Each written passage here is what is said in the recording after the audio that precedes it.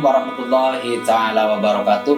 Alhamdulillah wassalatu wassalamu ala rasulillah, la hawla wa la quwwata illa billah, amma ba'du. Pemirsa Al-Jabar 17 TV yang dirahmati Allah, sekian lama kita sudah memasuki tanggal 17 Ramadan, di mana kita tanggal 17 Ramadan ini adalah hari atau di mana diperingatinya turunnya Al-Quran ke muka bumi ini sebagai wahyu pada Rasulullah Shallallahu Alaihi Wasallam. Sebagai umat Islam, penurunan wahyu berupa Al-Quran ini tentunya adalah akan dijadikan sebuah pedoman bagi umat Islam seluruh penjuru dunia, ya, di mana walaupun Allah Subhanahu wa Ta'ala telah menurunkan kitab-kitab sebelumnya, sebelum Al-Quran, ada kitab Injil, Taurat, Zabur, dan yang lainnya, termasuk suhuf-suhuf Nabi Ibrahim alaihissalam. Dan kita ketahui bahwa dalam setiap agama mempunyai kitab suci, ya. Umat Nasrani mempunyai kitab Injil, umat Yahudi mempunyai Taurat, umat atau ajaran Majusi mempunyai Zen Avesta sebagai kitab sucinya. Sementara kita umat Islam dikaruniai atau dipedomani oleh Allah Subhanahu wa Ta'ala sebagai kitab suci, yaitu Al-Quranul Karim. Bahwa Al-Quran, ya, diturunkan kepada umat Islam, ya, 14 abad yang lalu, dijadikan sebagai pedoman hidup, ya, di dunia maupun nanti di akhirat, sebagai pedoman untuk menuju kehidupan yang sesuai dengan apa yang diperintahkan oleh Allah yang tertuang dalam Al-Quranul Karim, ya. Nah, pertanyaan selanjutnya, kenapa Al-Quran itu dianggap sebagai kitab suci? Ya, secara faktor, ya. Jadi kenapa Al-Quran bisa dikatakan kitab suci? Ya, karena Al-Quran itu, ya, yang pertama itu isinya sesuai dengan fitrah manusia. Sesuai dengan fitrah manusia, ya. Secara fitrah kita seorang laki-laki senang, mempunyai rasa suka, mempunyai rasa senang terhadap perempuan. Begitu juga seorang perempuan secara fitrah menyukai seorang laki-laki. Jadi dalam ajaran agama Islam yang tertuang di dalam Al-Quran, ya, itu dimana disyariatkan, ya, yang namanya untuk menjalankan perkawinan atau pernikahan.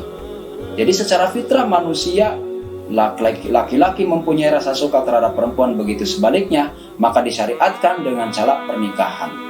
Nah, kalau misalnya ada kitab suci yang melarang umatnya itu menikah, berarti isinya itu tidak sesuai dengan fitrah manusia.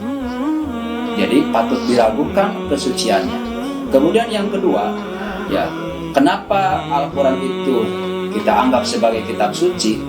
Karena isinya itu tidak bertentangan dengan satu sama lainnya. Dimanapun ayat mengatakan, dalam Al-Quran mengatakan bahwa Allah itu satu, bahwa Allah itu Esa.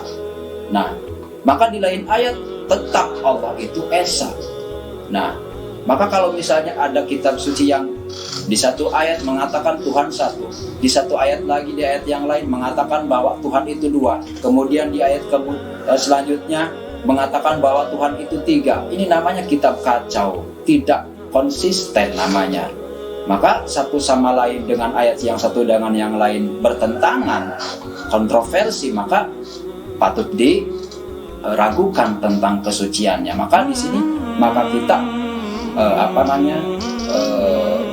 begitulah yang namanya kita beriman kepada kitab Al-Quran. Kenapa Al-Quran itu dijadikan sebagai kitab suci umat Islam? Nah, yang selanjutnya yang akan kita bahas selanjutnya adalah bagaimana sikap kita terhadap Al-Quran yang memang menjadi imam kita, ya. kita yakini bahwa Al-Quran ini sebagai imam, sebagai pedoman hidupnya umat Islam, ya bagaimana menyikapinya? Nah, ini yang akan kita bahas selanjutnya dalam pertemuan kali ini. Berangkat dari sebuah hadis Rasulullah SAW yang diriwayatkan Imam Ahmad, Bismillahirrahmanirrahim, man qara'al Qur'ana fastazharahu wa halla halalahu wa harrama harramahu adkhalahu Allahul jannah. Barang siapa yang membaca Al-Quran kemudian mempelajarinya, selanjutnya menghalalkan yang dihalalkan oleh Al-Quran dan mengharamkan yang diharamkan oleh Al-Quran, maka Allah secara langsung itu akan memasukkan orang tersebut surganya Allah Subhanahu wa taala. Allah Subhanahu wa taala akan memasukkan orang tersebut ke dalam surganya, yang akan mendapatkan keteduhan dari Al-Quran. Pertama membacanya, kemudian mempelajarinya, dan kemudian menghalalkan apa yang dihalalkan, mengharamkan apa yang diharamkan dalam Al-Quran. Allah Subhanahu wa taala akan memasukkan kita ke dalam surganya.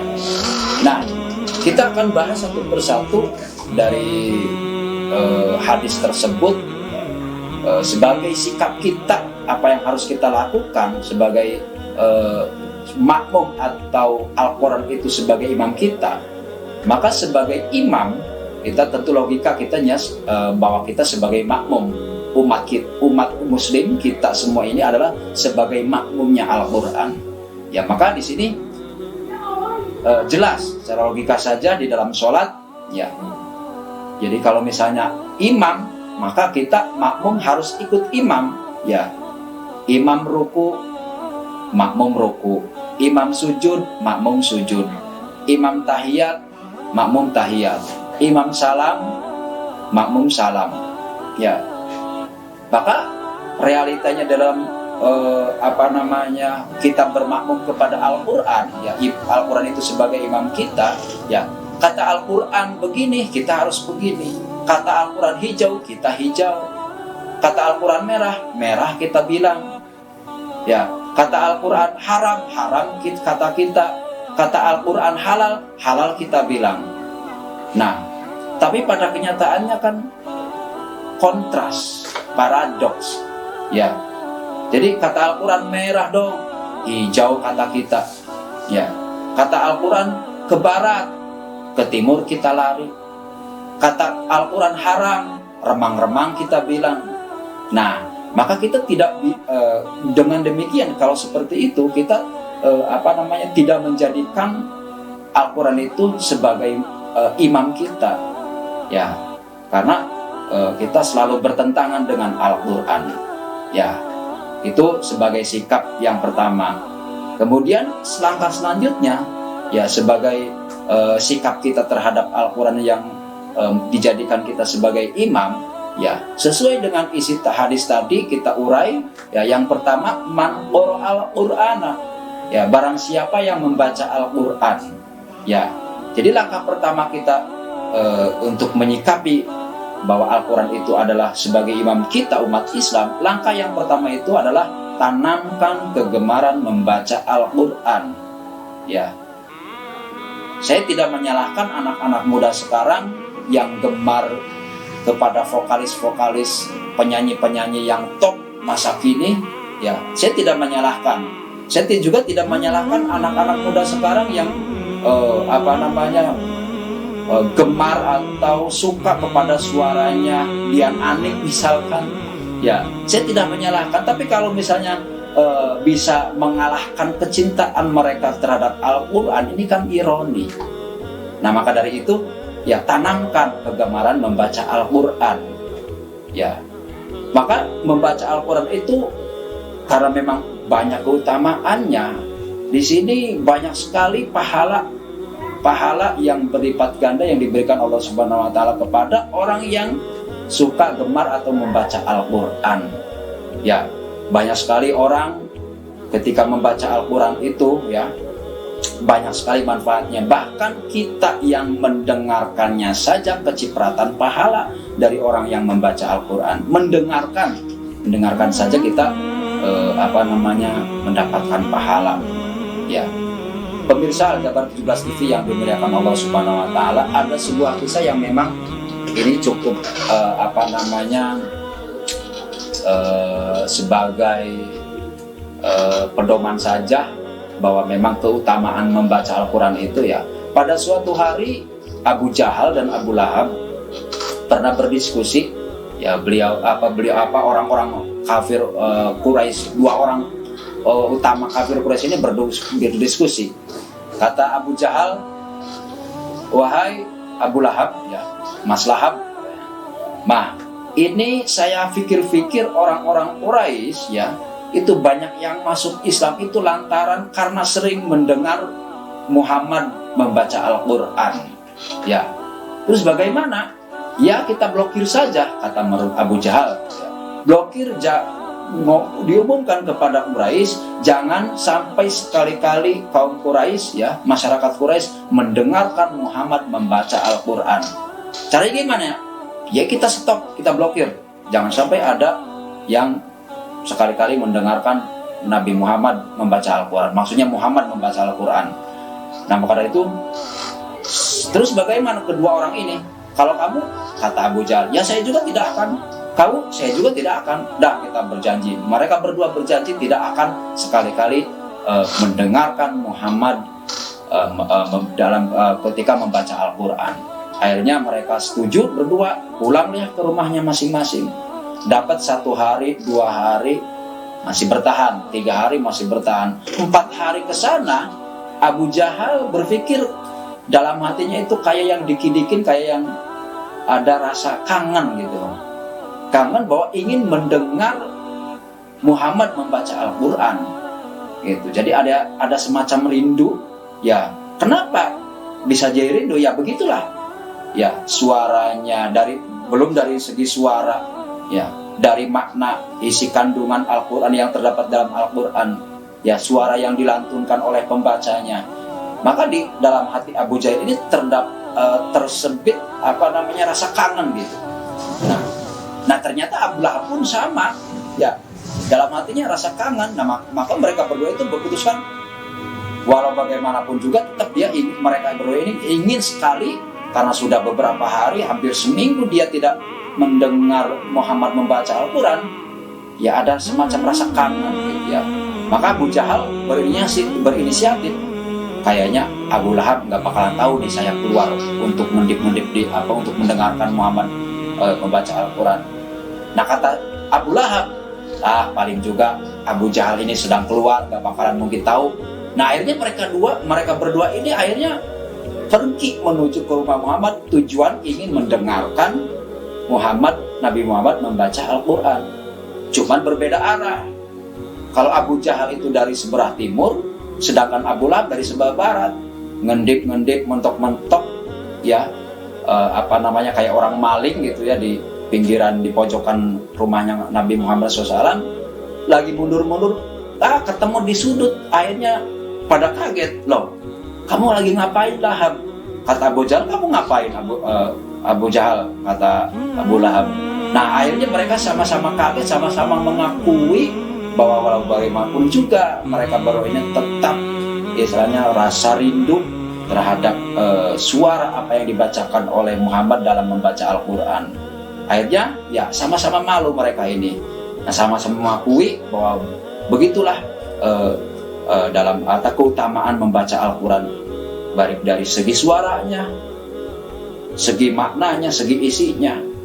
Nah, tuh, jadi langkah pertama, kembali lagi pemirsa Al-Jabar 17 TV yang dimuliakan Allah, langkah yang pertama sikap kita terhadap Al-Quran sebagai imam kita itu tanamkan kegemaran membaca Al-Quran. Kemudian yang kedua adalah dari fastazharahu, ya, mempelajarinya. Ya, mempelajarinya di sini artinya itu tahu isinya, tahu artinya, apa yang dibaca itu tahu. Ya, kita hanya tidak cukup membaca saja. Ya, kita langkah selanjutnya adalah mengetahui maknanya, mengetahui arti daripada yang terkandung di dalam Al-Quran. Nah, jadi sehingga kita kalau sudah tahu maknanya, maka yang selanjutnya adalah kita bisa melaksanakan langkah yang ketiga. Apa langkah yang ketiga? Yaitu melaksanakan apa-apa yang diperintahkan, apa-apa yang terkandung di dalam Al-Quran, atau mengamalkannya. Maka di sini maksudnya tadi makna dari hadis wa halalahu, apa yang dihalalkan oleh Al-Quran, kita melaksanakan, menghalalkan apa yang dihalalkan Al-Quran dan mengharamkan apa yang diharamkan Al-Quran. Maknanya di sini adalah, artinya adalah mengamalkan isi kandungan daripada Al-Quranul Karim ini. Nah, dengan demikian sudah lengkaplah kita sikap kita terhadap Al-Quran yang merupakan imam kita. Ya, pertama membacanya, setelah membaca mungkin ada tambahan yaitu hafal atau tahfiz, ya, menghafal Al-Quran, ya. Kemudian langkah kedua adalah mempelajarinya, isinya, isi yang terkandung daripada Al-Quran, ayat-ayat Al-Quran ini. Dan langkah yang ketiga adalah mengamalkannya, menghalalkan apa yang dihalalkan oleh Al-Quran, ya. Maksudnya dalam arti maknanya itu melaksanakan apa-apa yang diperintahkan, apa-apa yang yang diperintahkan di dalam Al-Quran, dan mengharamkan atau menghindari apa-apa yang dilarang di dalam Al-Quran. Itu maknanya seperti itu. Nah, itu jadi pemirsa Al-Jabar 17 TV yang dimuliakan Allah, bahwasanya di momen hari ini tepat tanggal 17 Ramadan sebagai momen hari di mana diturunkannya kitab suci umat Islam, yaitu Al-Quranul Karim. Ya, kita tidak hanya sekedar memperingatinya saja, ya, tidak hanya sekedar memperingati yang katanya orang-orang adalah memperingati malam nuzulul Quran. Ya, kita memperingati malam nuzulul Quran, akan tetapi ya sebaiknya ya kita momen yang seperti ini kita jadikan momen yang terbaik, yaitu ya membaca Al-Quran, mempelajari Al-Quran, dan mengamalkan apa-apa yang tergantung di dalam Al-Quranul Karim sebagai imamnya umat Islam. Baik pemirsa Al-Jabar 17 TV yang dimuliakan Allah, mungkin itu saja yang bisa saya sampaikan. Mudah-mudahan bisa kita jadikan teladan, dijadikan amal baik kita, dan mudah-mudahan ada manfaatnya apa yang telah disampaikan. Mohon maaf atas segala kekurangan. Wallahul muwaffiq ila aqwamit thoriq. Wassalamualaikum warahmatullahi wabarakatuh. Jangan lupa like, komen, dan subscribe-nya.